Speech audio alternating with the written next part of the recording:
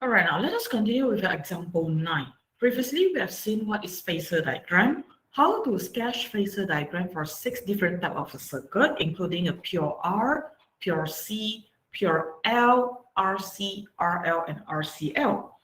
And then we have tried a few examples involving the pure C, pure R, and pure L circuit. Today, we're going to see how are we going to solve equations involving a combination circuit, which is a RC, RL, and RCL. So example 9, a 2 microfarad capacitor and a 1000 ohm resistor. Now, if you look at the questions, now this question, it mentions 2 different components. Okay, and they are placed in series with an alternating voltage source of 12 volt. So you are given a V source, okay, voltage source. So this is your Vs. Now this Vs, since questions didn't tell you whether it is RMS value or peak value, by default, we are going to assume it is RMS value, okay, and the frequency of 50 Hertz. So calculate the current flowing. So how are we going to calculate current flow? First of all, let us identify what type of circuits that we are dealing with. So first of all, now we have RC circuit. So how do I know that I'm having an RC circuit? Because questions mentions capacitor and also resistor. So this is R and C circuit. When it comes to RC circuit, okay, how are we going to calculate current? So let us look at the equation. So equation VRMS. Now in chapter 3, when we're looking at resistor, we use VIR. Now you are looking at a combination circuit. So we use VI. Now instead of R, we use Z. Okay, Z is the sum of the resistance and reactance in a circuit. So we are going to use Z when it comes to a combination circuit. And make sure your V and your I, they are coming from the same family. Okay, so both of them, they are coming from RMS family. Now the next questions would be, how are we going to calculate Z? So remember the things I told you before. When it comes to this type of questions, the questions in chapter 6, the best things to do is to sketch the phasor diagram even before you answer the question. So for these questions, I have a C and I have R. So how am I going to sketch the phasor diagram? So first, I have a phasor diagram where the VR is lying on the X component and I is also lying on the X component. All right? Because when it comes to resistor, voltage and current, they are always in phase. Then how about capacitor? Now capacitor, well, if you remember the phrase that we mentioned before, Ellie, the Iceman. So if you look at the Iceman, since you're looking at capacitor, so we're going to focus on ice. I is in front of C. So I leads V in this case.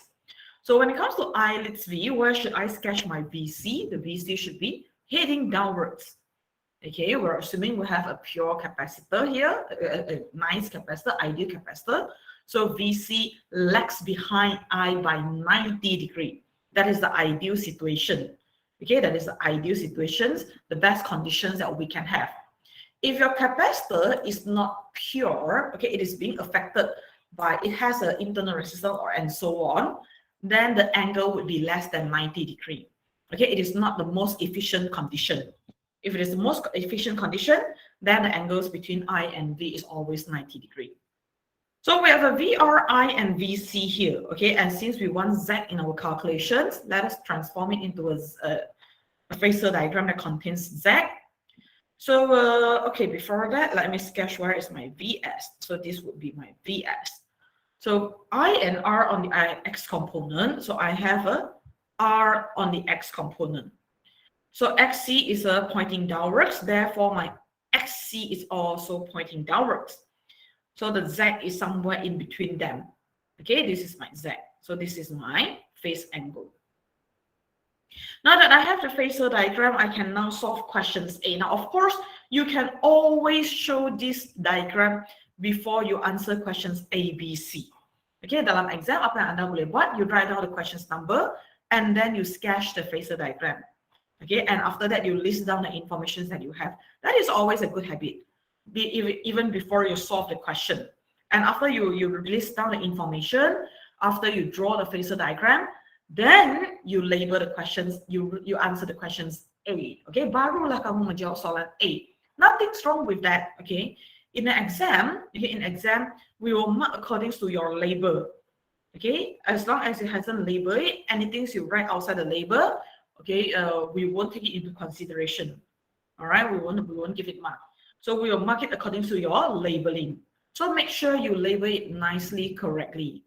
Okay, sometimes in the exam, okay, students they label it wrongly. Okay, ada kala pelajar terlupa nak label.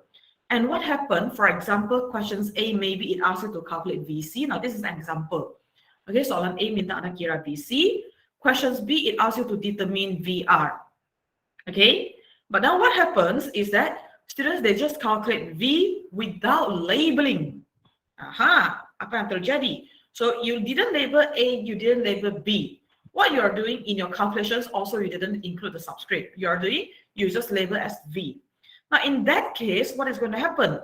Examiner, they cannot tell whether this answer belongs to A or belongs to B, and thus they cannot assume you got the right answer. Okay, they will just assume you are guessing. You don't know this V belongs to C or R, then you will get a big cross. Okay, a big cross in an exam. Akan dikira salah. Sebab kamu tak label soalan, kamu tak label subscript. And then kamu cuma kira V. So orang yang tanda, dia tak boleh buat assumption sama ada anda punya V ini adalah VC ke atau VR. Maka jawapan anda akan dikira salah. Okay, jawapan anda akan dikira salah. Now, and another possibility is that you label it. Okay, you got label. Kamu ada label. But what happened? Maybe questions A asks you to calculate VC. Questions B asks you to calculate VR. But what you're doing, okay, you label it wrongly. You label questions B as A, and then you calculate VR, but you forgot to label the subscript and so on. So when it comes to this case, even though by looking at your solution, we know that you're calculating VR, but because of your labeling and because maybe you forgot to include the subscript and so on, then we cannot assume this value is for VR. We are going to treat this answer as VC because you're answering questions A, and questions A is asking for VC. So you see the importance of labeling or not. Okay. So in the exam, we will mark according to your label. Make sure you label nicely and correctly. And anything you put outside the label, usually we won't look at it. Okay. Usually we don't look at it unless unless it plays a very important role in your following answer. Then we might refer to it. Okay. Kalau tidak, biasanya kami akan tanda ikut kamu punya label. Okay, ikut kamu punya label. So all this extra information, you can write it outside the label. Okay, so for example, now you have a questions 9. Okay, after you write down questions 9, okay, you write down questions 9, then you sketch phasor diagram, and then you list down the information. What is the values for C? Okay, 2 microfarad, and then F is R is 1000. Ohm, and then your Vs Rms is equal to 12 volt, your F is equal to 50 hertz, and then after that you label as A. Okay, you can do it like this, it doesn't matter. So this phasor diagram, the information that you list down, it won't affect your score in ABC. Okay, dia tak akan mempengaruhi apa-apa. So this is just an additional info that helps you to answer the question, give a better visualization on what is going on. Okay, so it is always a good idea to sketch the phasor diagram before you solve the question. Okay, before you attempt to solve the question. So this question, I have the phasor diagram. I wrote down the phasor, I sketched the phasor diagram already. Now let us look at questions A. Okay, so questions A, the current flowing in the circuit. So how are we going to calculate current flow? Now, just now we got to write it down. Since you are looking at RC circuit, therefore, Vrms is equal to Irms Z. But now the issue is we don't have Z. So how are we going to calculate Z? According to phasor diagram on the right-hand side, Z is equal to square root R squared plus XC squared. But then the next question would be, I do have R, but I don't have XC. So what happens to XC? Okay, so you need to calculate XC. So XC, I'm going to calculate it here. XC is 1 over 2 pi FC. Okay, because you have capacitance.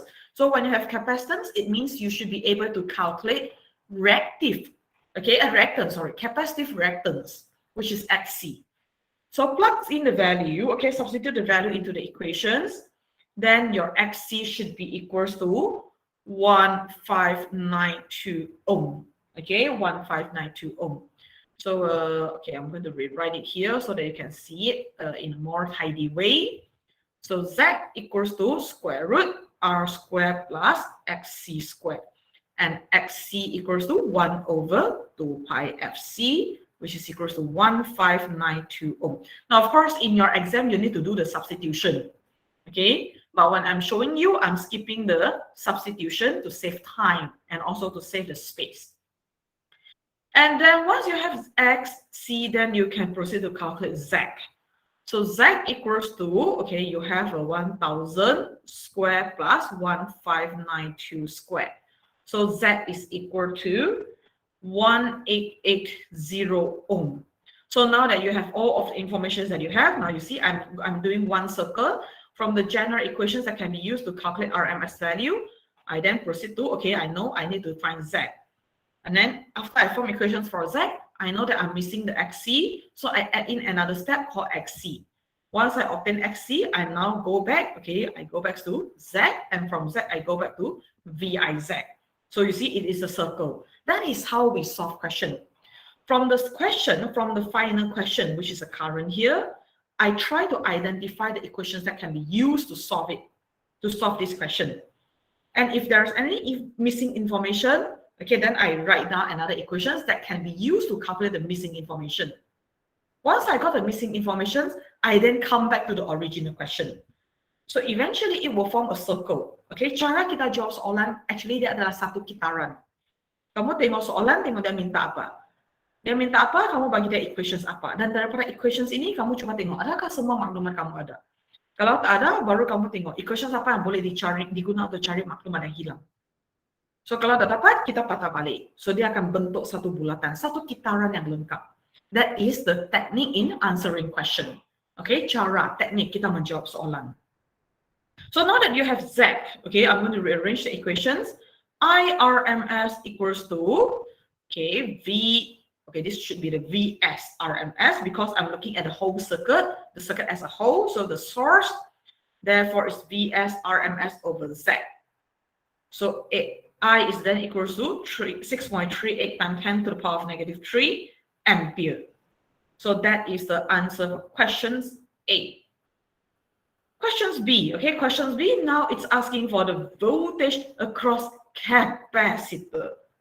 If you're going to find the voltage across capacitor, then what are you going to do? You're going to use VIZ again, but now you have to do a small modifications to the equation since you're just looking at capacitor. So when it comes to this question, since the main component, the object, is just a capacitor, so VC RMS equals to I RMS and then XC. So when it comes to problem solving, you need to make sure everything is coming from the same family. The first thing is that both V and I, they are coming from RMS family. The second thing is that both of them, they are coming from capacitor family. Okay, your VC and your XC, they are coming from the same family. So you have to make sure, you have to ensure they are all coming from the same family before you can solve them. Okay, you cannot use VS to calculate XC. That would be wrong. So now how are we going to calculate VC RMS? From questions 1, we do have IRMS already. Okay, because this is a series circuit, meaning that same amount of current is going to flow through every single component in our circuit. So I equals to 6.38 times 10 to the power of negative 3 across the source, across the resistor, and also across the capacitor. Because they are in series, so when it comes to series, we know that I is a constant value. Therefore, this question, okay, VCRMS is equals to 6.38 times 10 to the power of negative 3. XC from questions 1 again, I have 1592 ohm. So Vrms, Vc Rms is equals to 10.2 volt. Okay, 10.2 volt. So that is how you answer questions B. Question C, the phase angle. The phase angle, again, you have to go back to the phasor diagram. So you see, this example 9, the question didn't ask you to sketch the phasor diagram, but you need it in order to solve it because it helps you to see where is the information that you want. Where is the Z? How are you going to calculate Z? How are you going to calculate phase angle? Okay, so everything comes back to the phasor diagram. So now if you look at this phasor diagram, it is up to you whether you want to use R and XC to solve it, or you want to use VR and VC to solve the question, okay, or even VS. So to make it easier, I think this question is easier to solve it with R and XC because you have both of the value already. Okay, you have both R and XC already. So according to my phasor diagram, tangent phi is equals to XC divided by R. So phase angle is equals to tangent -1 XC over R. And it is then equal to 1.01 radian, or if you're using small degree in your calculator, then you should obtain 57.9 degree. Okay, so it depends on the mode of your calculator. If your calculator is in mode radian, then your final answer would be in radian. If your calculator is in mode degree, then the final answer will be in mode degree. All right. So I give you 2 minutes to write it down. Okay, 2 minutes to write down the summary, the phasor diagram, and also the answer. Okay, make sure you sketch the phasor diagram. Phasor diagram is very important.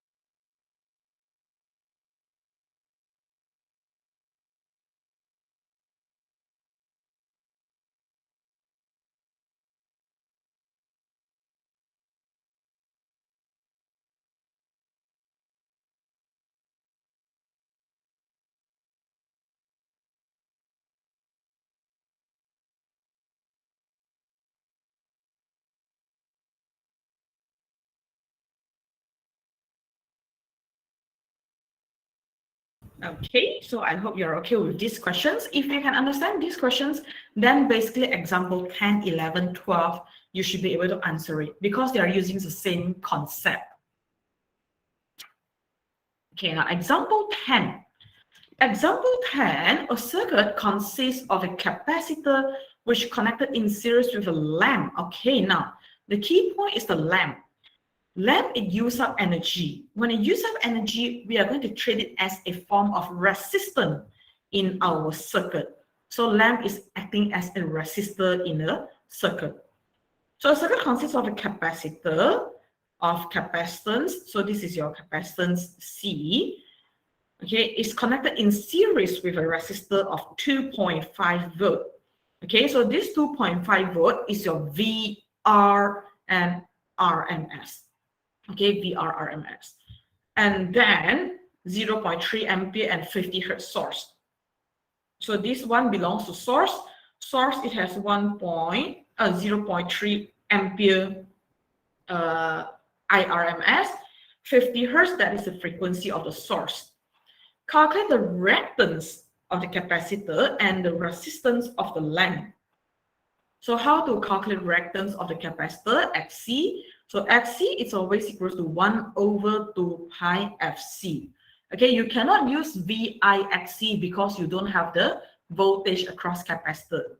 So the only choice that you have is 2 pi Fc. Okay, 1 over 2 pi Fc, because you are given the capacitance and you are given the frequency. So Xc is then equals to 1 over 2 pi 50, 1000 micro times 10 to the power of -6.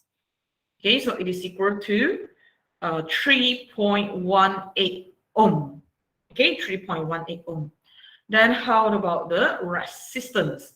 So you have VRRMS. It is very important to know that this 2.5 belongs to resistor, not the source. Okay, not the source. So make sure you know. So in this case, now I have R, I have V. Okay, and then I do have I want to calculate R. I have VR, I have I want to calculate R.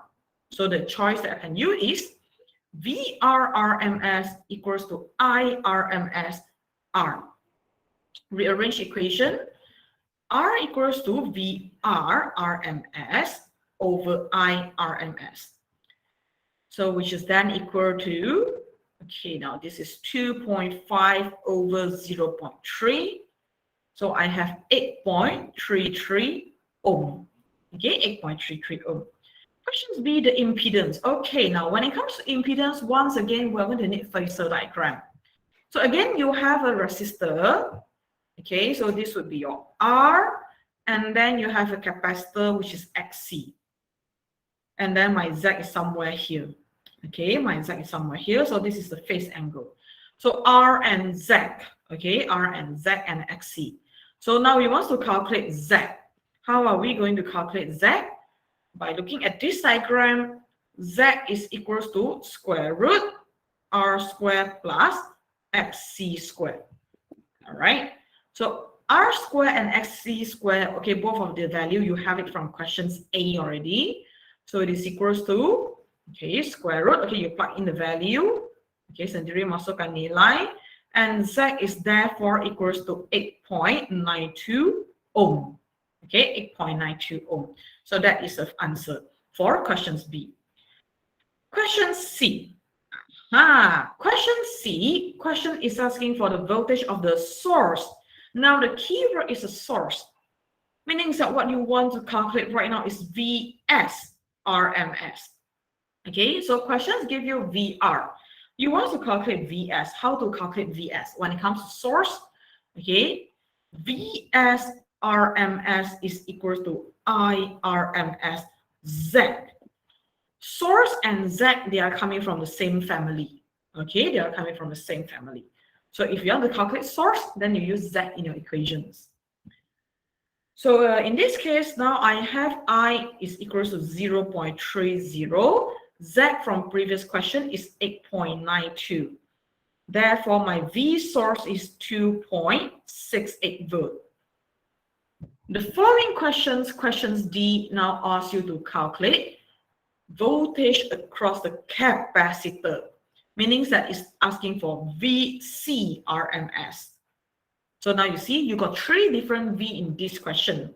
VR RMS in the main question, and then question C asks you to determine VS RMS.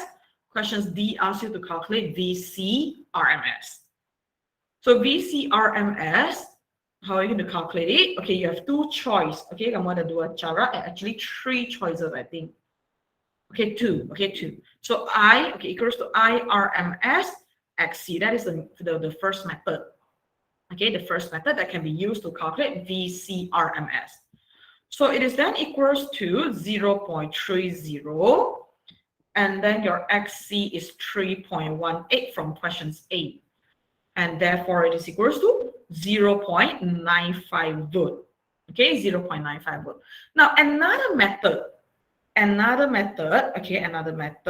is you can calculate it by using Vs equals to square root VR squared plus VC squared.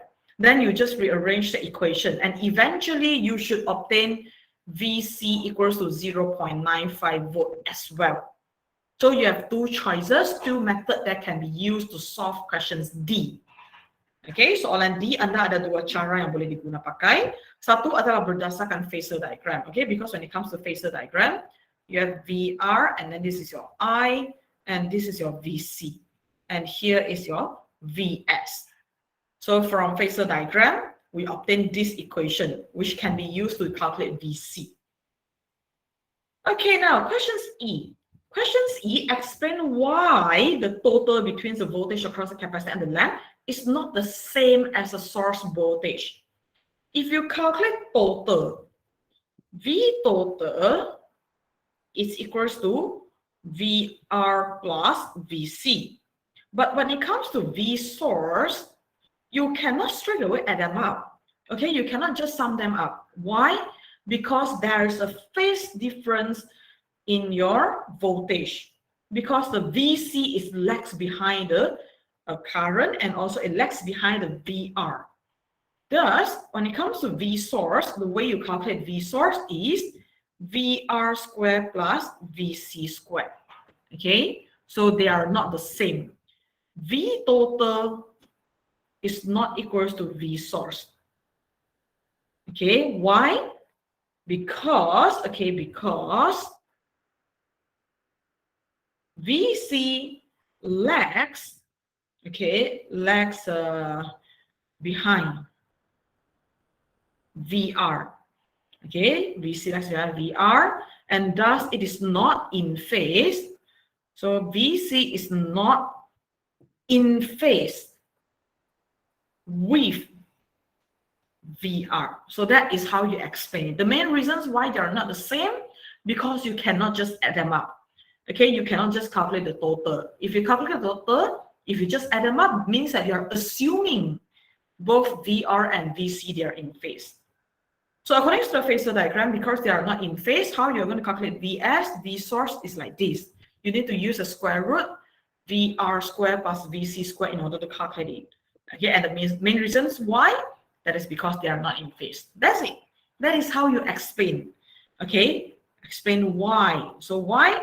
Because VC lags behind and it is not in phase with VR. That is the answer for questions E. Very short and simple. You explain in terms of the phase. Okay, you explain in terms of the phase. So now I give you, okay, this one got a bit more questions. I give you 3 to 4 minutes to write it down. Okay, I give you 3 to 4 minutes to write it down. Now for questions D, I want you to write down both methods. Okay, catat kedua-dua cara. Because sometimes you cannot answer it by using the solutions in the purple color. Pernah keluar soalan pasir yang Anda kena kira dengan warna orange ini. Okay, warna purple tak cukup maklumat, Anda kena jawab dengan warna orange punya cara. So I want you to write down both method in your books. Okay, I want you to write down both in the books. So I give you a few minutes to write it down before we proceed to example 11.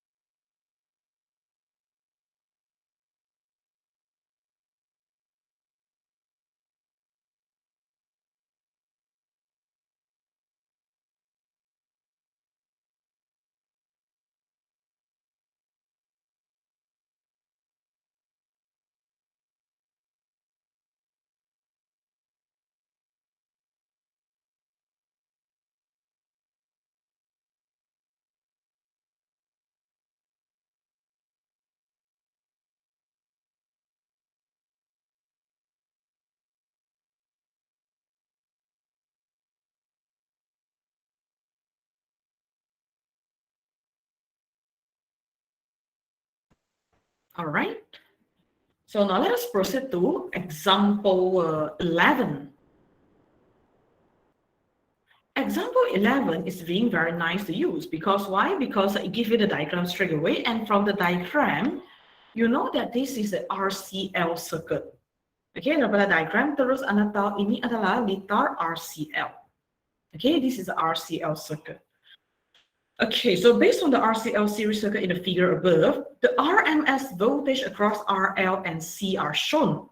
So the values given right here, according to the question, they are all RMS value, meaning that the first one is VR RMS, the second one is VC RMS, the third one is VL RMS.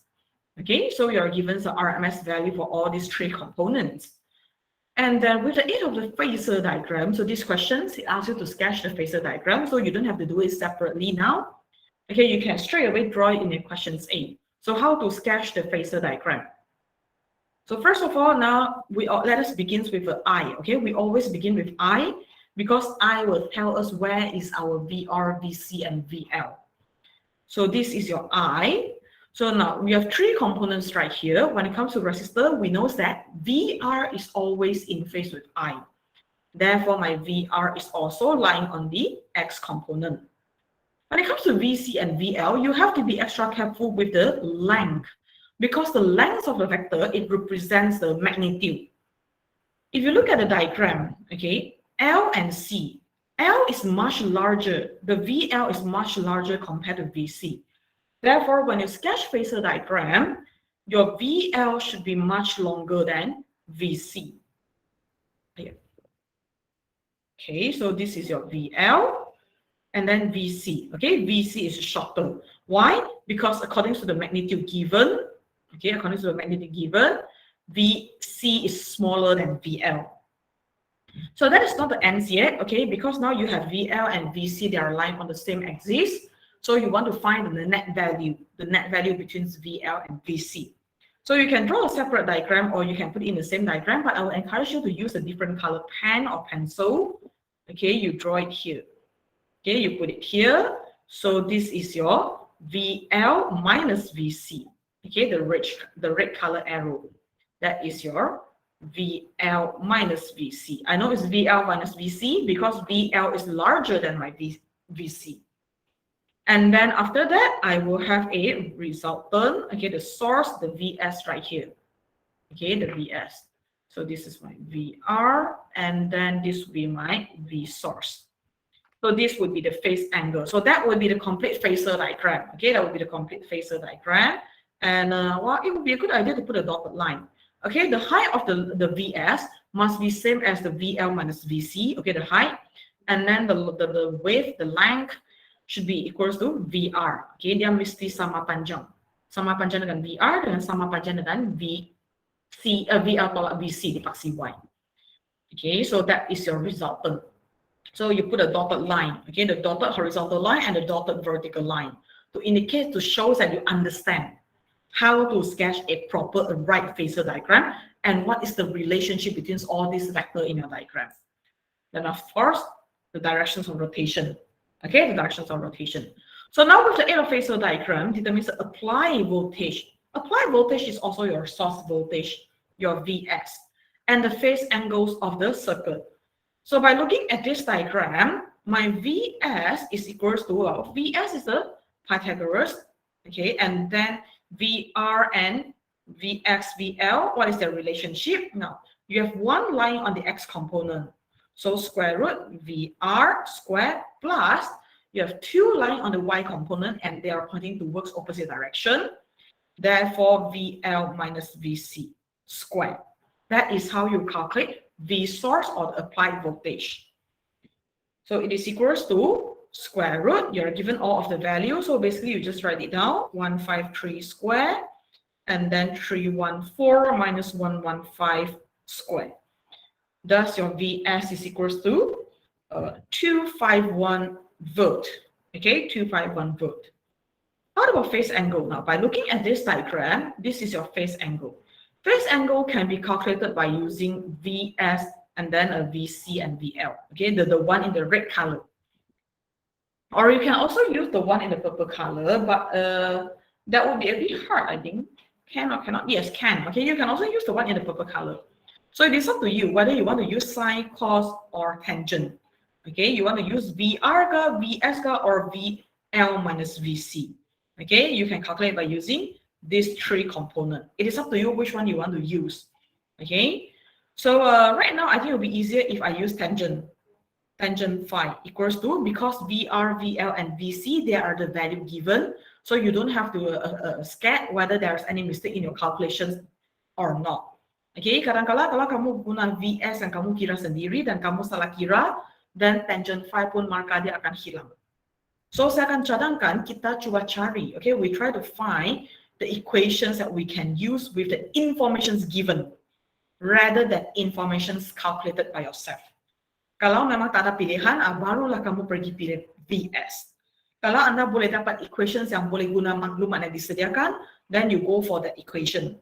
Sebab apa? Sebab saya takut saya risau nanti yang hijau ini, kamu ada careless mistake. You make any careless mistake in the calculations, then straight away you got 0 mark for the phase angle. So tangent phi is equals to VL minus VC over VR. Rearrange equations. Phi is equal to tangent -1, VL minus VC over VR. So if you got it right, then the angle should be 0.915 radian or 52.4 degree. Depends on the mode of a calculator. Okay, then questions B. Questions B1. Questions B1, calculate the current flow in the circuit if the resistance. So now you are given resistance. Question asking for I. But can you use VS? Obviously cannot. Why? Because if you want to use VS, then you need to use Z. But the values given is R, meaning that the equations that should be used is VR. Okay, VR, because you are given R. So VR RMS is equals to I RMS R. So as you can see, V and I coming from the same family, and then VR and R coming from the same family. Okay, so how I know that the I that I want is the RMS value? Because questions didn't mention anything. Question just mentions current flow. If questions didn't mention anything, then we assume it is RMS. Okay, we assume the value asking for by the question is the RMS value. So rearrange the equation. I RMS is then equals to VR RMS over R. It is then equal to, now in the diagram, VR is 153. Questions give you R is equals to 26. Therefore, I is equals to 5.88 ampere. So that is how you calculate it. Okay, that is how you calculate it. Questions 2, calculate the inductance and capacitance. Question is asking for inductance and capacitance. So L and C. If you want to calculate L and C, then the information needed is XL and XC. Do we have XL and XC? We don't have it. But don't worry. Why? Because what we do have, we have VL RMS and also VC RMS. So by using V and the I RMS from previous questions, then you should be able to determine the value for XC and XL. So let us begin with XL. Okay, let's begin with XL. So VL RMS is equals to I RMS XL. Okay, so RMS family, L family. So they are coming from the same family. So rearrange the equation. XL is then equals to VL RMS over I RMS. Okay, which is then equal to 53.4 ohm. Okay, 53.4 ohm. So by using XL, I can then determine the values of L by using 2 pi FL. So frequency is given just now. Okay, frequency is given. I think you have a frequency 50 Hertz, if I'm not mistaken. Yes, frequency is given. So rearrange the equations. Eventually, you will obtain L is equal to 0.170 Henry. Okay, 0.170 Henry. Then you just repeat the same step again for C, for capacitance. So VC RMS is equals to IRMS XC. Okay, so rearrange the equations, you plug in the value, eventually you should obtain 19.6 ohm. Okay, 19.6 ohm. So from here, we then calculate XC by using XC equals to 1 over 2 pi FC. Rearrange the equations and calculate it. Then you should get 1.62 times 10 to the power of -4 farad. Okay, farad. So that is how you solve questions number 2. Then let's look at questions number 3, resonant frequency. So resonant frequency, you have just one equation. F resonant is equals to 1 over 2 pi square root LC. If you can remember this equation, then what you can do is you can start to solve it by using the principle, the concept. XC equals to XL when your circuit is resonant, when the frequency is a resonant frequency. Okay, kalau resonant, kalau kamu jumpa perkataan resonant, straight away you know that XC is equals to XL. So in case you can't remember the equations for resonant frequency, you can derive it by yourself. Okay, you can derive it on your own. So you have the equations and then you plug in the value. Eventually you should obtain 30.3 hertz. Okay, 30.3 hertz. So that is how you solve questions number 3. Okay, so we are done with example 11.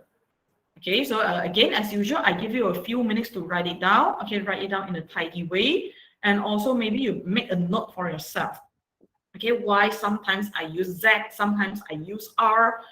Okay, so why I use VR, VZ, and so on in my calculation. Ada sebab punya kenapa saya pilih. Okay, kenapa saya pilih V yang mempunyai subscript yang berlainan dalam pengiraan yang berlainan. So Anda sendiri buat sedikit catatan. Okay, buat sedikit catatan supaya Anda tahu. So a few minutes for you to write it down before we proceed to example 12. Okay, I think we will continue again at 3 p.m. Okay, you write it down. We take a short break because now we are done with, example 12. Oh, tak, kita habis. Okay, let us finish example 12 before we take a short break. So 2 minutes for you to write down example 11. Then I will go through example 12 quickly. Then we'll take a short break. Okay, we'll take a short break after this before we proceed to next subtopic. So you write it down first. 2 minutes for you to write it down.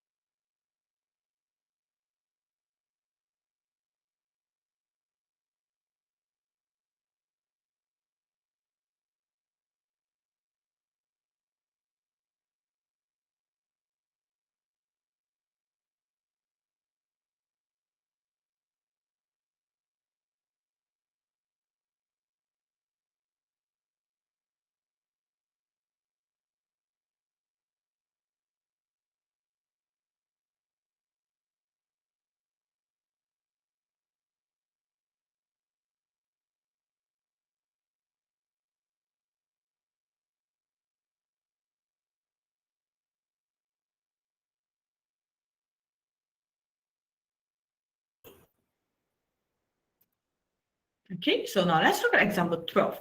Example 12 is very simple, very short questions about a resonant frequency. Okay, the crucial part is you have to know under what conditions, okay, we know that our circuit is in resonance. Okay, now example 12.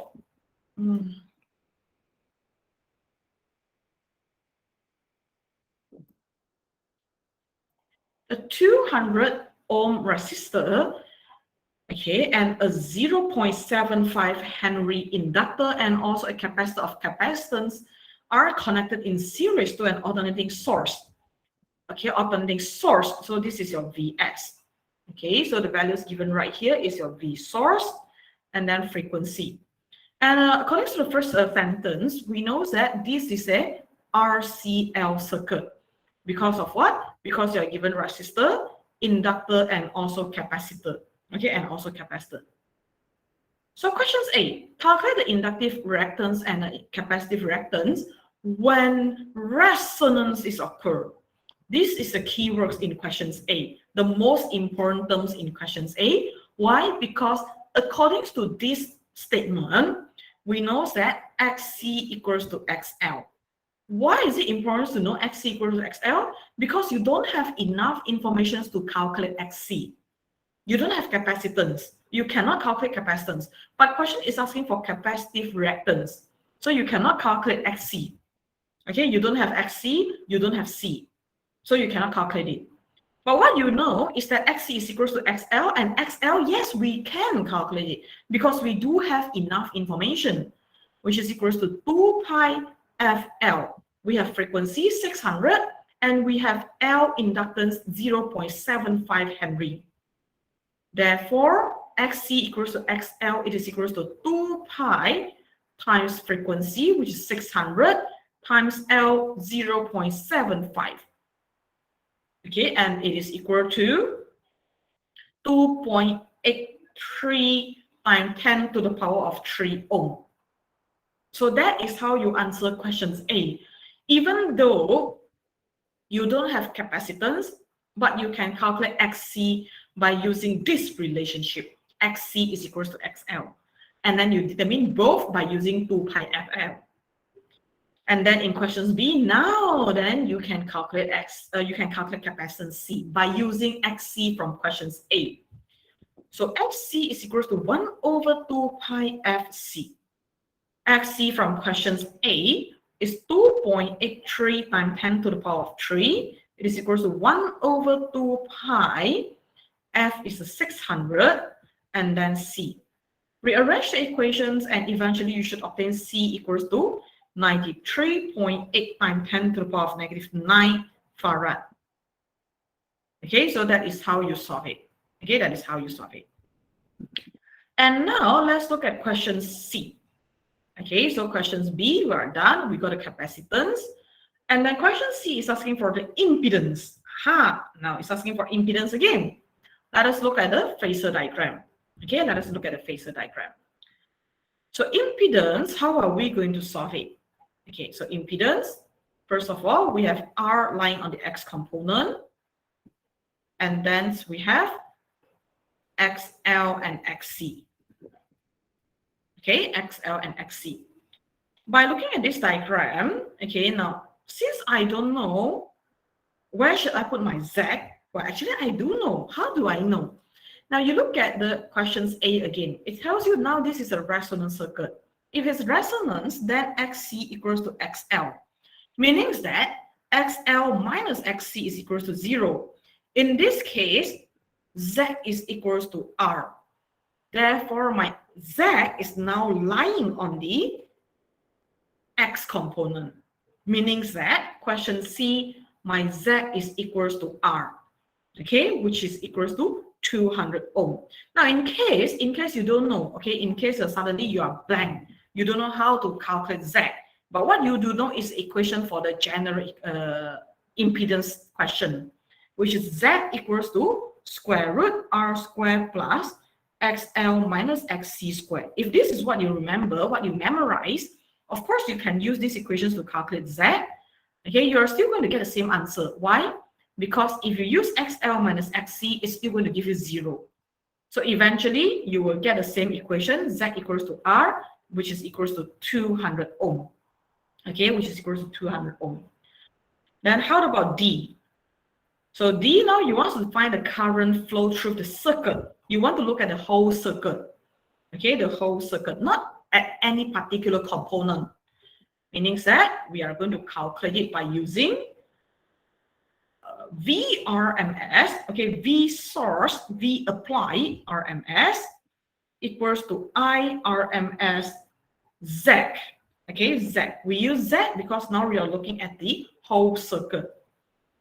So rearrange the equation. I have I RMS equals to V RMS over Z, and then plug in the value. V RMS given is 250 volt, and then Z from previous question is 200. Okay, it's 200 ohm. Therefore, your IRMS is equals to 1.25 ampere. Okay, 1.25 ampere. So questions E, sketch the phasor diagram. So how are we going to sketch the phasor diagram? Now, of course, you can sketch this one. Okay, you can sketch this phasor diagram, or you can just sketch R and Z that is lying on the same component. Okay, R and Z. But for me, this one is less obvious. I would recommend you to draw the one in the green color. Okay, so there's a minor mistake right here, because now you say R equals to Z, so they both should have the same length. Okay, they both should have the same length. So use different colors so that you can see. Okay, so that you can see. You have R and Z lying on the same component. That is the phasor diagram of the circuit, right? So, okay, you write it down, and then we're going to take a short break. We'll continue again at the maybe 2 or 3 minutes past 3. Okay, kita rehat dalam 5 minit begini.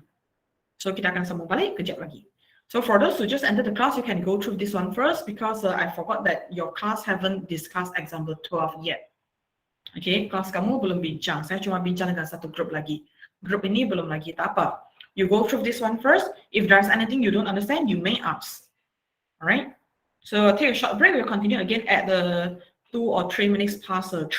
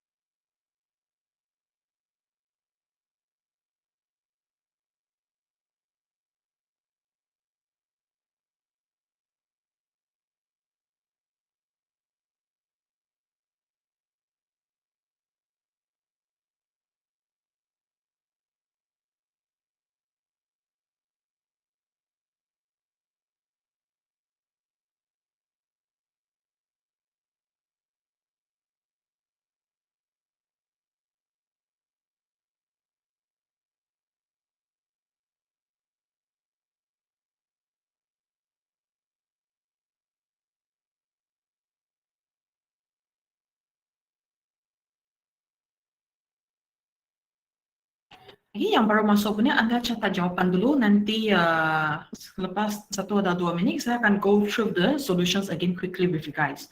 Oke, saya akan terangkan dengan cepat sekali lagi dengan Anda selepas 2 menit. Oke, Anda catat jawapan dulu.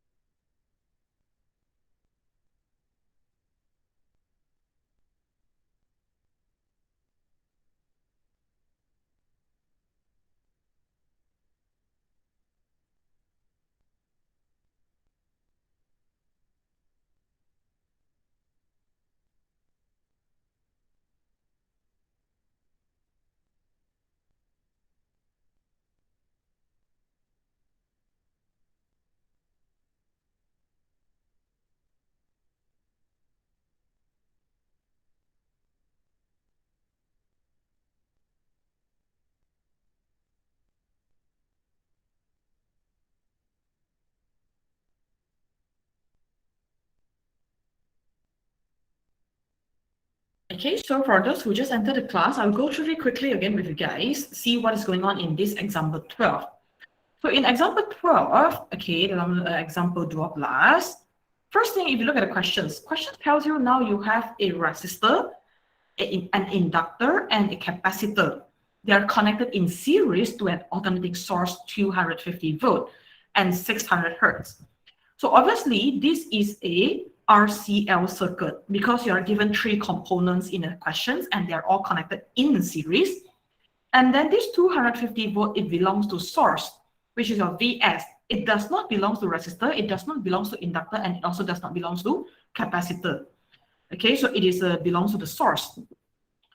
And then you are given frequency. So questions A asks you to calculate inductive reactance and capacitive reactance when resonance is occurred.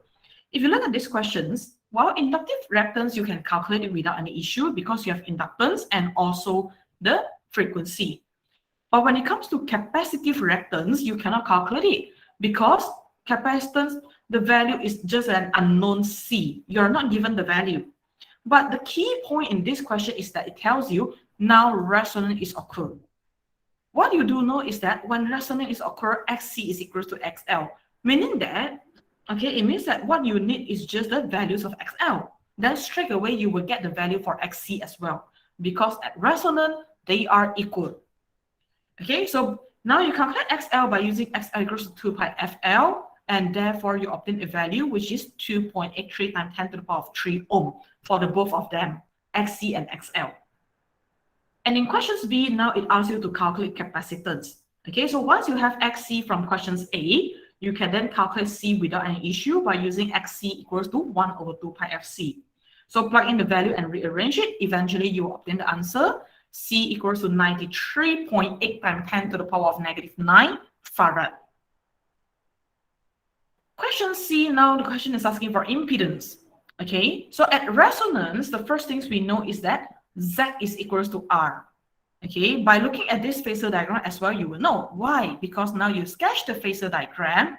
Okay, you draw the one in the green color first. So this is the fundamental shape of a Phasor diagram. So you have an R line on the X component, XC and XL line on the Y component. Then where should you put the Z? Try to ask yourself, XC and XL, which one is larger? Well, none of them is larger than each other. They are equal. So XC equals to XL, meaning that when you use XL minus XC, it is equals to 0. And therefore, Z is equals to R in the Phasor diagram. Why? because your Y component experiences total cancellation. They cancel with each other. So what you have right now is Z is lying on the X component, and the value and the length, the value, the direction is the same as your R. So by using your Phasor diagram, okay, based on the Phasor diagram, you know Z is equals to R and it is equals to 200 ohm. Now, sometimes students, they don't like to sketch Phasor diagram. They might just memorize the equation. So if you memorize the equation, then this is the equation for a combination circuit, for Rcl circuit. If you apply these equations, eventually you're still going to get the right answer, the same answer. Why? Because XL minus XC is equals to 0. If you understand the meanings of resonance. Okay, the resonance circuit, at resonance, XC is equals to XL. So when you use XL minus XC, then it is equals to 0, and therefore Z is still equals to 200 ohm. And question D now, it asks you the current flow in the circuit. So you are looking at the whole circuit, therefore you use V source and the Z, the impedance, the whole circuit. So rearrange the equations, eventually you will get the answer I is equals to 1.25 ampere. And as for questions E, basically you just sketch the Phasor diagram, the one on the right hand side. Okay, I think this one will be better, but if you don't want to sketch this one, you can also show this one. But try to make it obvious that you have two different vector right here, two different phasor right here. Okay, two different phasor, Z and R. So I would encourage you guys to use different color. Okay, because now they are both lying on the same plane, on the same part. So you use different color to distinguish. This shows that there are two vectors, they are on top of each other. All right, now let's look at the next one. Next, we're going to look at the last subtopic in your chapter 6. Okay, the final subtopic in the chapter 6, where it involves power and power factor. So when it comes to power, okay, if you look at the learning outcome, apply in AC circuit consisting of R, RC, RL, and RCL in series. Okay, we're going to focus on these four types of circuit when it comes to power. First things, you have the average power. Average power is also known as power loss. That only occurs in the resistor, power consumed in the resistor. And it has another name known as the real power. Okay, power loss or real power. So that is the name. And then the instantaneous power, of course, this one is not that complete yet. Okay, I'm going to write it on the right hand side here. So instantaneous power is equals to I instantaneous, V instantaneous. Okay, so be careful.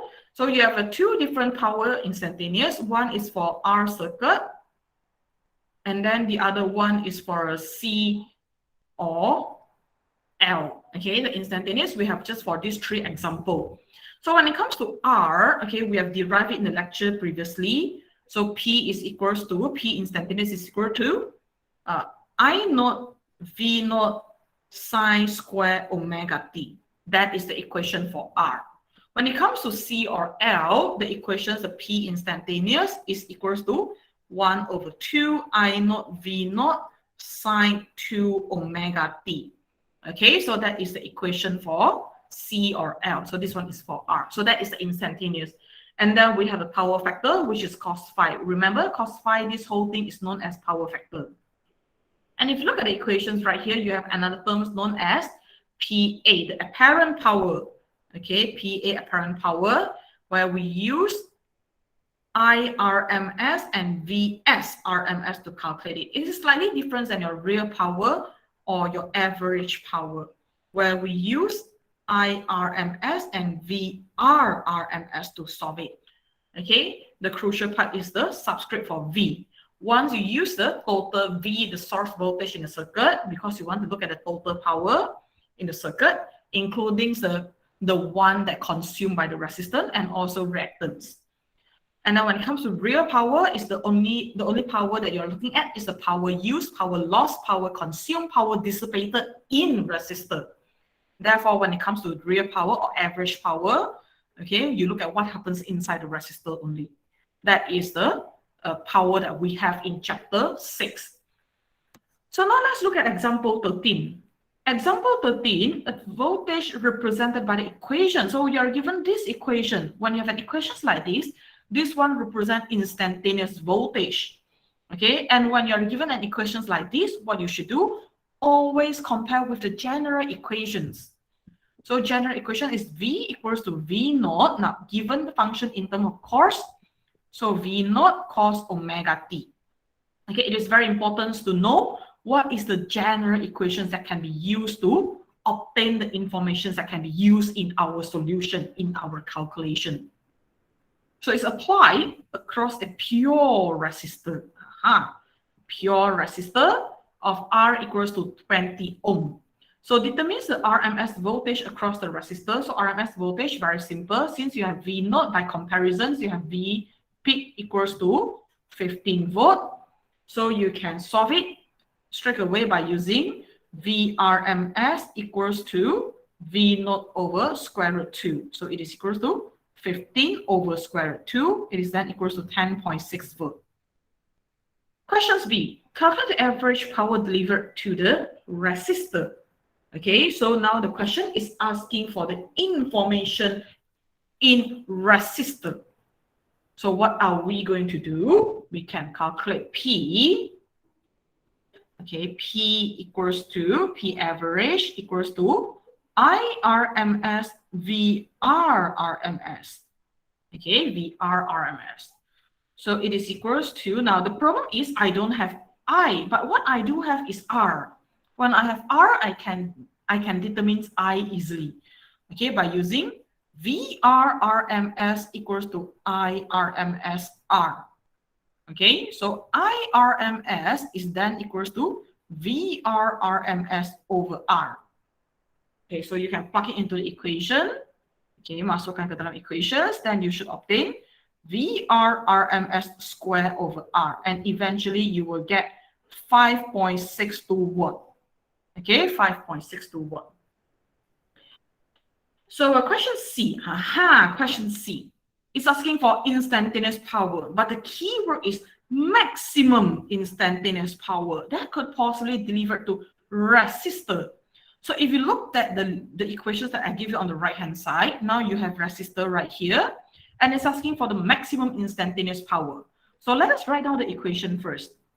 P instantaneous across resistor is equals to I naught V naught sine square omega t.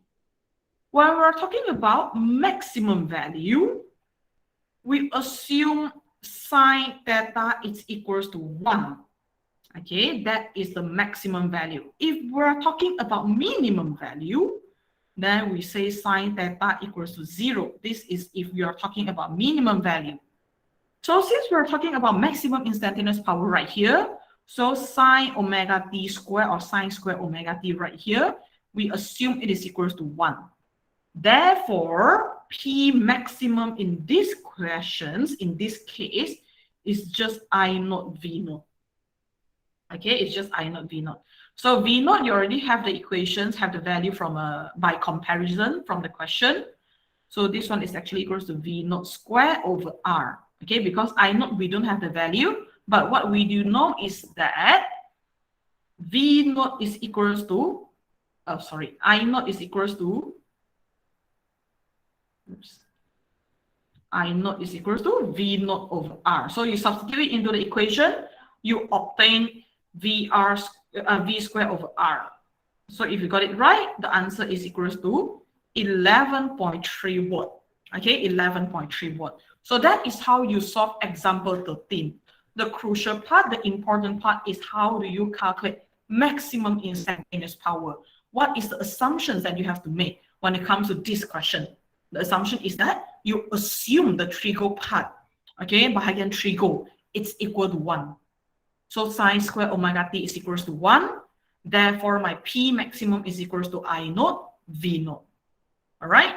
So I give you a few minutes to write it down. Okay, you write down the summary on the right-hand side, and you write down the solution before we proceed to example 14. And if you have any questions, you may ask.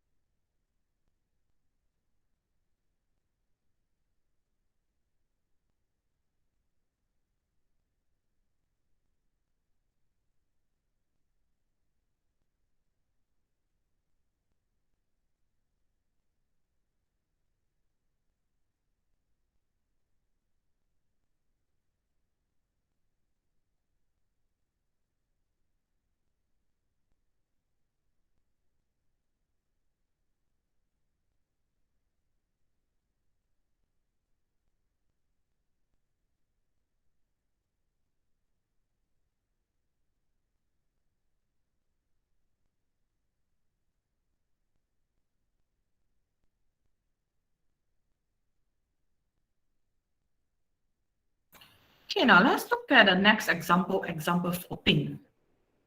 Example 14 is just a very short questions. Okay, now let's look at the questions and see how are we going to solve it. An alternating current with a pure resistor of 5 ohm, where the potential difference across the resistor is stated by the equations V equals to 20 volts sine omega t. The RMS current across the resistor, it asks you to calculate the RMS current. So what are we going to do? So once again, let us go back to the main question. According to the main questions, now we are given an equations. V equals to 20 volts sine omega t. Whenever you have this equation, what are you going to do? Your first step is to compare with the general equation. So general equations, V is equals to V naught. Now look at the equation, sine function is given. So V naught sine omega t. Okay, V naught sine omega t. So by comparisons, the information that you have straight away is your V. V naught equals to 20 volt. Once you have this one, then you should be able to calculate the RMS current since you are given R equals to 5 ohm. Okay, R equals to 5 ohm. So how are we going to solve it? You have two choices. The first one, method 1. Okay, method 1, you calculate VRMS first by using VRMS equals to V naught over square root 2. Okay, by using V naught over square root 2.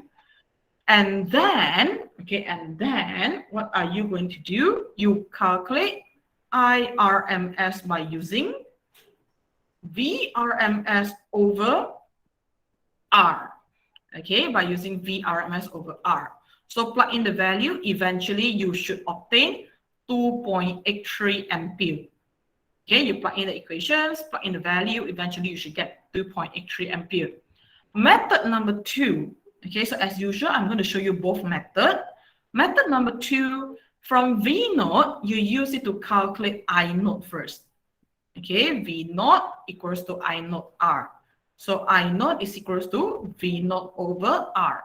And from I naught, you then calculate IRMS is equals to I naught over square root 2. Plug in the value, again, you should obtain 2.83 ampere. So both methods are correct. Okay, it's up to you which one you want to use. And then questions B, it asks you to calculate average power loss. Okay, basically it's asking for the power loss. So power loss, P loss or P average, you can also call it P average, it's up to you, is equals to IRMS and then VRMS. Okay, VRMS. So do I have a VRRMS? Okay, if you calculate the value, then you should have it. Okay, so plug in the value, you should then obtain 40 watt. Now, if you're unsure whether you got VRMS or not, then you can also use P loss. Okay, this is R.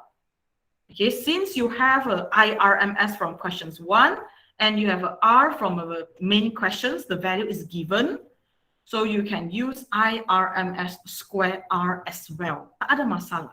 Okay, tak ada masalah. So if you're unsure, sometimes students they are nervous because they don't have VRMS. Then you can use these equations to calculate it. Okay, the reasons why you can use it because your equations is R. Okay, you use R, the equations with R. If you calculate apparent, then this one will be I square Z. Kalau apparent power, ini adalah IRMS square Z. Kalau power loss, IRMS square R. All right. So let me add a bit in a summary just now. So summary just now, we have PA here. It is equals to IRMS square Z. When you have a PR, P average, then it is IRMS square R. Okay. So this is just a very short questions. I give you 2 minutes to write it down. Then I will proceed to the next question.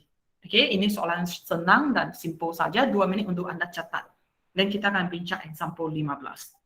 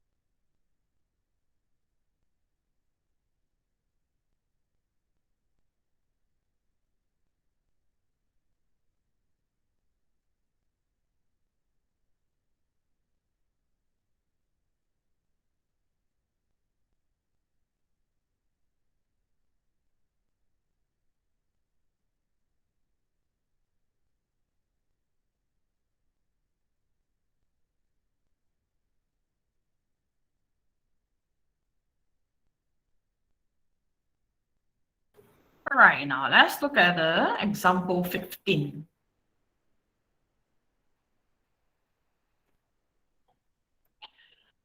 Example 15. So how are we going to solve this question? Now, this question is a bit long, actually. Now, you look at the question seems like very short, right? This is actually a hot question. You need to think a bit. So a voltage, V represented by equation. So once again, you are given an equation compared with the general equations. So V equals to V naught sine omega t. Okay, so it's applied across a pure capacitor of capacitance, 250 microfarad. So you have a pure C circuit right here. Determine the maximum instantaneous power. Once again, it's asking for maximum instantaneous power. Maximum that could be possibly delivered to the capacitor. So first of all, how are you going to calculate instantaneous power? You look at what is the components that you are dealing with right now. You have pure capacitor. Pure capacitor, the instantaneous power is equals to 1 over 2 I naught V naught sine 2 omega t. Remember the things that I told you just now? When you have a trigo function, and if you're talking about maximum value, then this trigo function, we assume it is equals to 1. Meaning that P maximum right here is equals to 1 over 2 I naught V naught. That is the maximum values that you want. Now, by comparison, the information that you have straight away is V naught equals to 15 volt. That is the information that we have. But how about I naught? We don't have the values for I naught right here, right? So what are we going to do is, if you look at the questions, you are given capacitance C. C is equals to 250 microfarad. Okay, but then we cannot calculate I by using C. If you want to calculate I, then what you need is actually V naught equals to I naught XC. So you want to calculate XC. How are we going to calculate XC? In order to calculate XC, you need frequency. Then how about frequency? Can we find frequency from our questions? Of course we can. By comparison, other than V naught, we also have omega, which is equal to 377 radian per second. By combining these two equations, okay, XC other than frequency, you can also calculate it by using omega, the angular frequency. So by combining these two equations, we have XC equals to 1 over 2 pi FC, which is also equals to 1 over omega C. Okay, so 2 pi F right here actually is your omega. So once you have omega, you can also calculate XC. So XC is equals to 377, 1 over 377 times 250 times 10 to the power of negative 6. So XC is equals to 10.6 ohm. Okay, 10.6 ohm. So once you have XC, you can then calculate I naught. Okay, you can then calculate I naught. So I naught is equals to V naught over XC. Okay, V naught over XC. Now, if you you calculate it. So if you don't calculate it, you can actually sub it into the questions, okay, into the equation just now to obtain 1 over 2 I naught, oh not I naught, sorry, 1 over 2, you sub I naught, it has a V naught over C, so you will have V naught square over XC. Okay, V naught square over XC. So plug in the value and eventually you should obtain 10.6 watt. Okay, 10.6 watt. So that is how you solve it. All right, so bahagian sini. So this is the part that you need to know how to do it. So I naught is equals to V naught over XC. So how to calculate XC? We calculate XC by using 1 over omega C. Okay, 1 over omega C. So again, if you notice, basically I'm just going to, I'm doing a one cycle again. From my original equations, I know that I need to find the value for V naught. From V naught, I know that I need to calculate C. Okay, I know I need to calculate the C. And once I have C, what I did is I go back to V naught. Okay, I go back to V naught. And then from V naught, I then go back to my original equation. So one cycle again. Okay, daripada kita run yang original, You go to the final XC through the purple color path, and then you goes back to P max through the blue color path. Okay, so sambil saya explain, sambil saya tunjuk Anda teknik menjawab soalan. That is how we solve it. Okay, that is how we solve it. Cara kita analyze, kita expand kita punya maklumat serta equation. Okay, so again, I give you a few minutes to write it down. Okay, these questions is a bit hot, so Anda ambil masa sikit untuk fahamkan dia before we proceed to example 16. So if there's anything that you don't understand, you may ask. Okay, especially questions like example 15.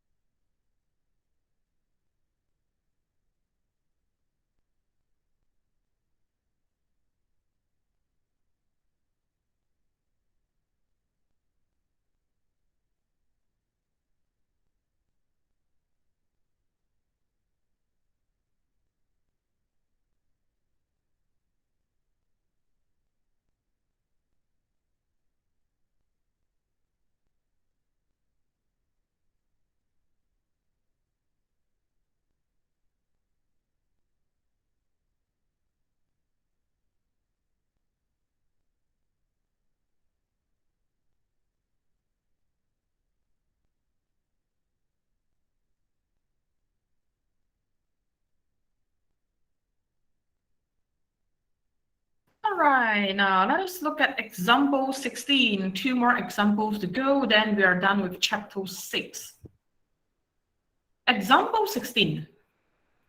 Given Rcl, you see, question is very nice to use. It tells you have Rcl circuit that has a component R equals to 350 ohm, C is equals to 3 microfarad, L is equals to 1.5 Henry, connected to a 240 volt and 50 hertz alternating source. So this one again is your V source RMS. Okay, your RMS value. And then this is a frequency. Frequency 50. Questions A. Calculate the inductive and the capacitive reactance. Well, very short and simple questions. Because of what? Because you are given C already, you are given L already, and you do have F. Straight away, you can calculate now inductive XL by using 2 pi FL. Plug in the value, so it is equal to 471 ohm. And then XC. XC is equals to 1 over 2 pi FC. So you plug in the value again, and you should then obtain 1061 ohm. Okay, so that is your questions A, the answer for questions A. Now let's look at questions B. Questions B, the RMS value for voltage and current in the circuit. Okay, for this circuit. So RMS value, straight away, you don't even have to calculate the V because you're given VS RMS already. So VS RMS is equal to 240 volt. So you just want to test whether you understand the questions or not. So by looking at the question straight away, you have this value already. You don't even have to do any calculations. And then you want to calculate current. So current IRMS is equals to VS RMS over Z. The reasons why I choose a source voltage, because I don't have voltage across resistor, I don't have voltage across capacitor, and I also don't have the voltage across the inductor. What I do have is just a source. So if you're looking at the source, then the family should be Z. Okay, the family member should be Z. But now the next question is, I don't have Z. Then what am I going to do? Well, let us begin with a phasor diagram as usual. So phasor diagram, now what am I going to do? Okay, so this is my Z, sorry, not Z, this is my R. My R, and then I have XL going upwards, XC going down. But then, if you look at this question, the values of XC is much larger compared to XL. So your XC needs to be longer than your XL. And when it comes to calculating the impedance, the total impedance, the total reactance along Y component, it should be now pointing downwards because my XC is larger than XL. Okay, because my XC is larger than XL, so it should be pointing downwards right here. So this is my XC minus XL. So impedance is here. Okay, so horizontal line from here, vertical dotted line from here. This is my Z. So as you can see now, my Z is in the fourth quadrant. Okay, it is no longer in the first quadrant. So usually if you look at the example will give you Z in first quadrant. But right now, according to the examples that we have, our Z is in the fourth quadrant. Because of what? Because XC is larger than XL. Okay, that's why that is how our phasor diagram looks like.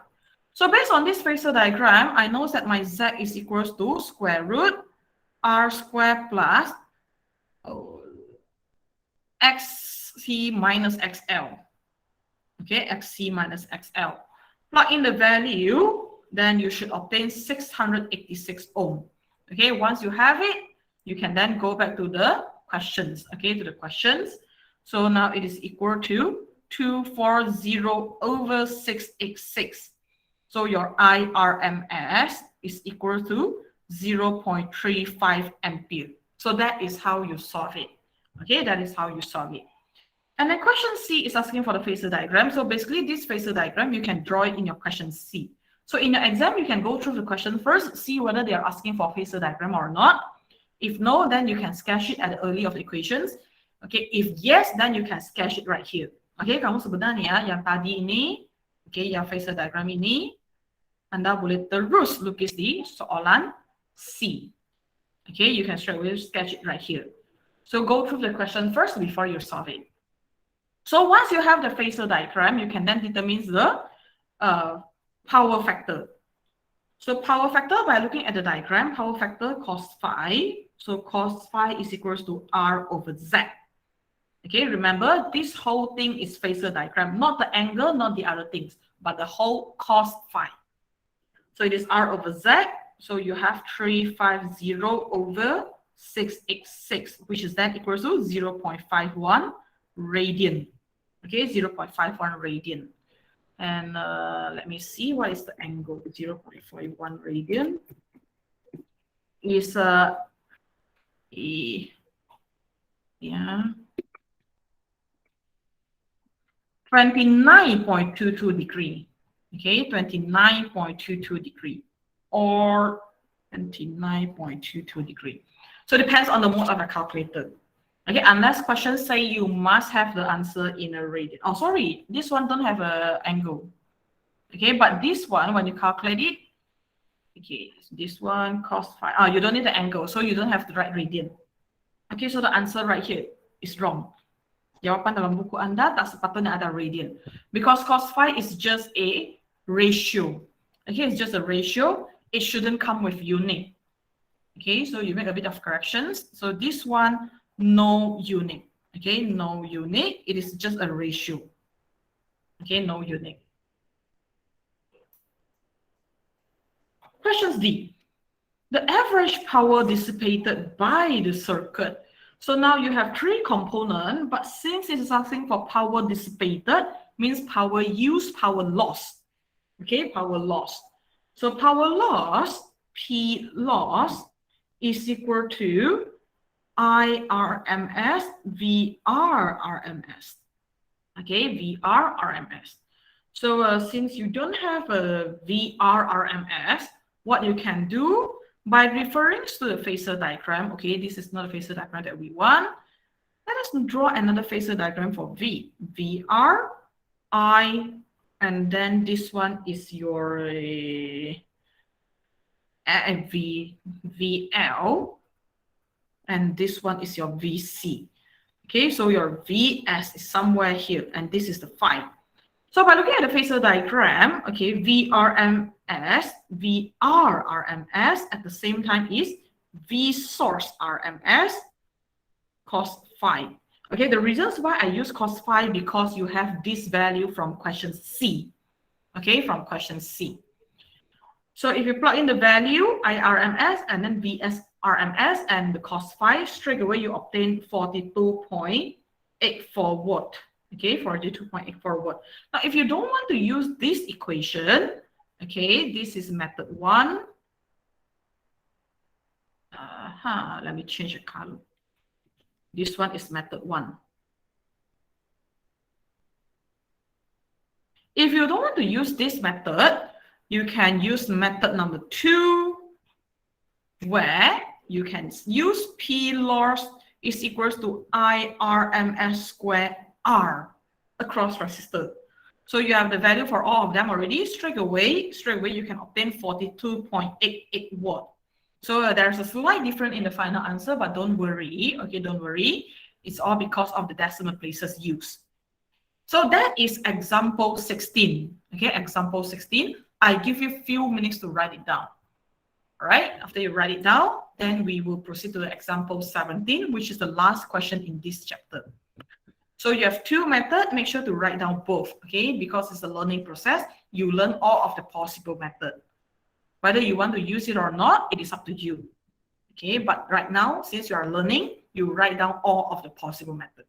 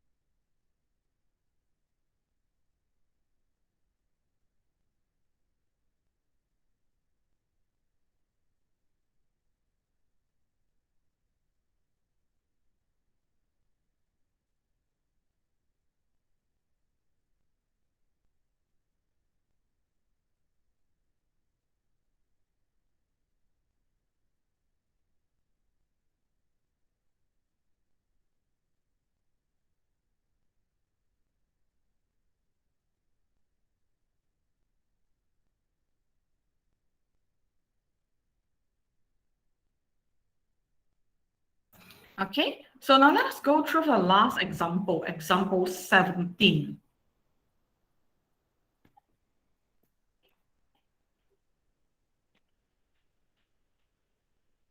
So example 17 is a typical exam questions. Okay, that is how exam questions looks like. And after you go through the example 17, you'll find that, well, actually chapter 6 is so simple. It's very easy to score, okay, because all of the questions, they are very straightforward. So now let's look at the example 17. A 100 microfarad capacitor, a 4 Henry inductor, and a 35 ohm resistor. So once again, you are given Rcl circuit. Okay, that is the first things that you should do whenever you solve questions in chapter 6. Try to identify how many components you have in a circuit. So this one obviously is an Rcl circuit. Okay, so based on this statement, we know that it is Rcl. They are connected in series with an alternating source given by V equals to 520 sine 100t. So once again, compare with general equations, V equals to V naught sine omega t. Okay, sine omega t. So by comparison, straight away you have V naught equals to 520 volt, and then omega is 100 radian per second. Questions A, calculate the frequency. So question A is asking for frequency. Remember, frequency, omega, and period, they are one family. If you want to calculate frequency, try to see whether you have omega or period or not in the questions. Obviously, you do have omega. So omega equals to 100 radian per second. That is the information that we know right now. And we know that omega is equal to 2 pi f. Rearrange equations, f is equal to omega over 2 pi. So 100 divided by 2 pi, therefore it is equal to 15.9 hertz. That is questions A. Questions B, calculate the capacitive reactance and inductive reactance. Okay, how to calculate capacitive reactance and inductive reactance? Well, L, okay, you have L equals to 4 Henry and C equals to 100 microfarad. So remember, we use C to calculate XC, we use L to calculate XL. So XC equals to 1 over 2 pi FC, and because we have omega in terms of 100, it's so much easier. So I'm going to write it as 1 over omega C. Okay, because value 100 is easier. Okay, it's easier in our calculation compared to 15.9. Of course, if you want to stick to 2 pi FC also can.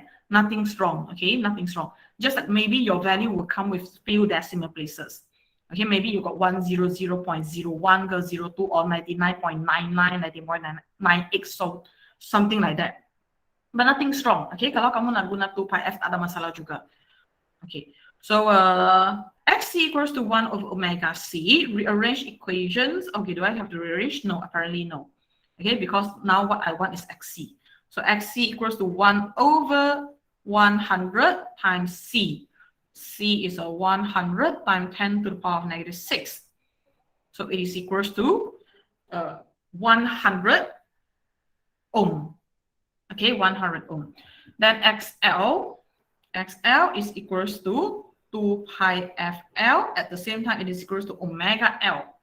So XL, if I use omega L, straight away is 100 times 4. Therefore, XL is equals to 400 ohm. Okay, so if you use omega, it's easier, so much easier to calculate in this question. Sebab apa? Sebab dia bagi omega dalam nilai 100. So nilai 100 dia lebih senang nak buat pengiraan dalam kita punya solution. And then next, calculate the impedance of the circuit. So impedance, okay, when it comes to this question, right, let us begin with a phasor diagram once again. So we have R right here, XC and XL. Obviously, now I have an XL, the larger XL. So XL is longer, XC is the shorter. Okay, so my Z is somewhere right here. So this would be XL minus XC. So this is my Z. Okay, my Z. And then here would be my phase angle. So according to this phasor diagram, I have Z equals to square root R squared plus XL minus XC squared. So you plug in the value and you should obtain 302 ohm. Okay, that is how you solve question C.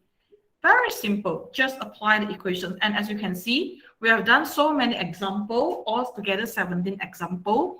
The questions that can be asked in chapter 6, they are almost the same. Okay, macam lebih kurang sama saja kan daripada example 1 sampai example 17. Dia tanya benda asyik, tanya jawab benda yang sama. Questions D. Calculate the peak current. Okay, calculate the peak current. How to calculate the peak current in the circuit? Well, by comparisons, you have V naught, and this V naught actually it belongs to the source. Okay, V source, the peak of the V source is equals to I naught Z. All right, because you want to make sure they are coming from the same family. So I naught is then equals to V naught over Z, which is then equals to 1.72 ampere. Okay, 1.72 ampere. Then phase angles, you just refer back to the Phasor diagram in question C. So by looking at question C, I know that tangent phi is equal to XL minus XC over R. Rearrange equations, phi is equals to tangent -1 XL minus XC over R, and it is equal to 1.45 radian. Okay, 1.45 radian.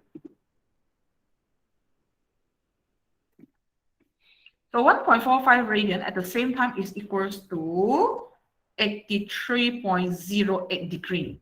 Okay, depends on the mode of your calculator. So just either one. Okay, you choose either one. So 1.45 radian or 83.08 degree. And then questions F. Questions F, just calculate the power factor. So power factor is cos phi. Okay, cos phi, by looking at the diagram right here, what you have cos is R over Z. Okay, so R, you have the value already, which is equals to 35 over Z, 302. Okay, so it is equals to the ratio 117. Now, actually, you have an alternative method to calculate it. Okay, so this one again is method 1. And actually, I encourage you guys to use method 1. Sebab kita dah biasa belajar Phasor diagram. Okay, because we're so used to the Phasor diagram. So method 1 actually is a better choice. Method 2 is a shortcut. Okay, bagi orang yang tak mudah keliru, method 2 is just a shortcut. Well, because we know power factor is equals to cos phi. So you just plug in the value. Either you use 1.45 radian or you substitute 83.08 degree as your phi. Then you just press the calculator. Just that when it comes to this case, okay, you are just going to write it in terms of a statement form. So power factor is equals to 0.117. Okay, 0.117. So you have two methods that can be used to calculate power factor in this question. All right. First one is from a Phasor diagram. The second one is straight away you apply cos phi. Tekan saja calculator dapat terus. Just that make sure you label the answer. Okay, you label the answer. So cos phi 0.117. So that is the answer for example 17. Okay, that is the answer for example 17.